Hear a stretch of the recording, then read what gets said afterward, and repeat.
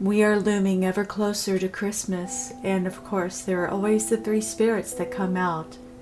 They go seeking out Scrooges and other horrible individuals. Let's hope they don't come looking for us, dear listeners. I do hope that you've enjoyed the podcast so far, and I do apologize for the delay. Because the holidays are here, it means time has become short. Things are so busy for everybody, so I can only beg for your understanding and hope that this will mollify you until my next episode. First, let me ask you, what did you think of episode 4? All of the stories that were shared were true, but let me go further about 2 certain stories. One of them was a personal tale. Could you tell which one it was? I certainly hope so, but sometimes it can be hard to tell, right? The story of the pond and the fish going crazy. Somebody crying out my name. I've never shared that story with anybody, and when I think of it, I truly do get terrified. I still to this day have no response, no idea what or who could have done it. As for the digging at the window, I did have cousins come by that wanted to take pictures of it and try to investigate what could have been trying to get in that night. To this day, anytime the story about the claw marks is brought up, we still go round and about trying to figure out what could have made those marks in the dirt and underneath the window. And still to this day, we still have no idea what could have caused it. Aside from that one conversation, my neighbor's child has never asked me again about anything strange in the woods, but sometimes they give me a strange look. As for the other story, the one about the strange house in Waco, let me first of all say that should you ever hear of this house, and believe me, if you're looking for haunted places, you will hear of this house. Don't go in it. I made that mistake as a teenager, and there are times that I still have dreams about that place. In all of my years of paranormal hunting, I've never come across a more frightening place. To be yelled at by something and not be able to see it is startling enough, but to have my hair pulled, and yes, I had my hair pulled, that was beyond terrifying. I have cousins and friends that still live in that area, and they still visit that house to this day. I think they're idiots, and I tell them that often. Whatever is in that place is haunting. And I don't mean that in that it's a haunted place. I mean that it sticks with you, and you will never escape whatever is in there. I do feel like there's a darkness that not only permeates, but it seems to resonate. Yes, they have experienced other strange happenings, but I'm not interested in sharing any of those other stories. At least, not right now.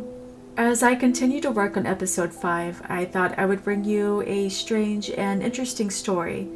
It's not mine, of course, but it is very true, and it happened to my grandmother. So for episode 4.5, I give you Who's That Tap-Tapping on My Door? They called her Missy. It was a fond nickname that everybody had gotten used to calling her, and she was very well known throughout the community. Not only was she the youngest of all of her siblings, but she was always around them, always following them, getting in trouble. With 9 other siblings, older of course, that was very easy to do. But there was such a sweetness about Missy that seemed to get her out of trouble more often than not. But there was one part where she always seemed to get in trouble. Her older siblings would always complain that Missy would tap on the walls at night, and she would always tap her feet along the hallways. It bothered them every single time, and she would tell them it's not me. Of course it had to be her. They'd seen her do it.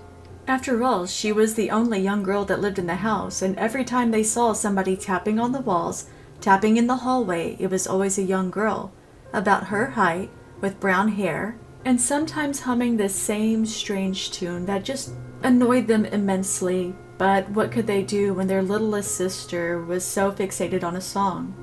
Every time they would hear it, they would tell her, "Stop it, Missy." And every time she would tell them, "It's not me." For the longest of times, they didn't believe her, and maybe it was that they didn't want to believe her. It happened that Missy was out with friends, and the older daughters had gone upstairs with their mother. They were in the attic bedroom changing sheets. They had only been at it for about a minute whenever somebody grabbed at their ankles. "Stop it, Missy," they all demanded, since she was the only one who could have fit under the bed. However, they remembered after saying that Missy wasn't even home. She was down the road playing with some neighbors. So one of the girls, she got on her knees and looked underneath the bed.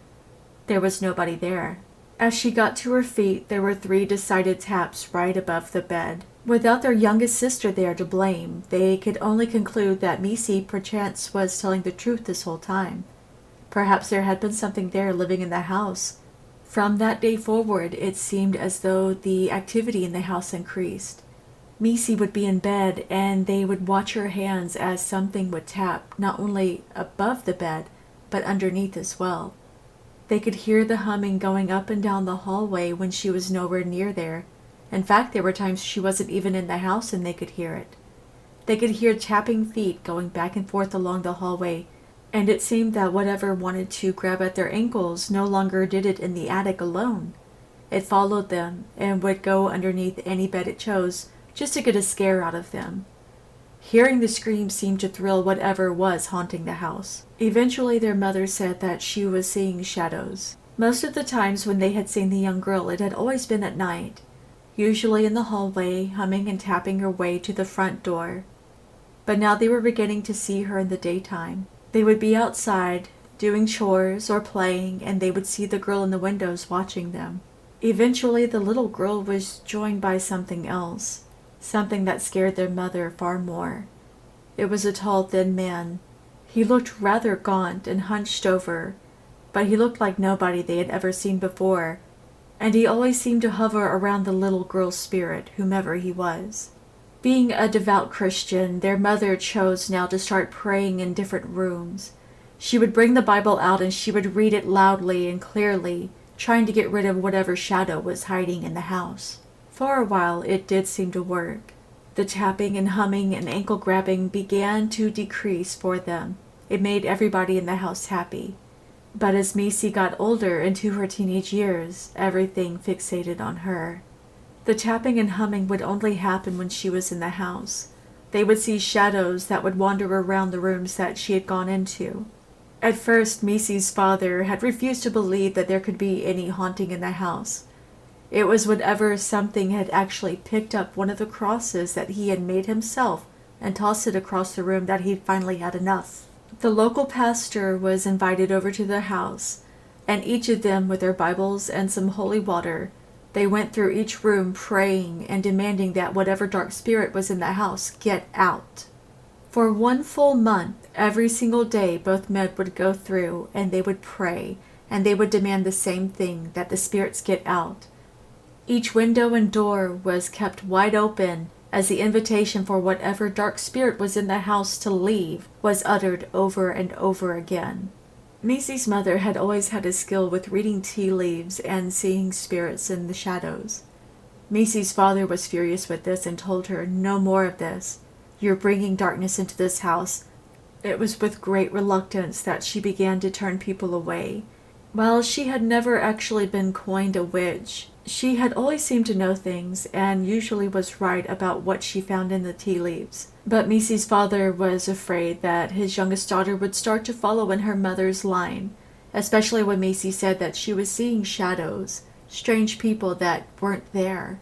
Her father told her to say, "You're not real," and to ignore the shadows anytime she saw them. Something that had been so natural and had been safe was now frightening to her, and so she began to close her mind to those shadows that she saw. She began to close her mind to the knowing that she'd begun to feel. At both of her parents' demands, she began to block her mind off to those special talents that she'd only begun to learn about within herself.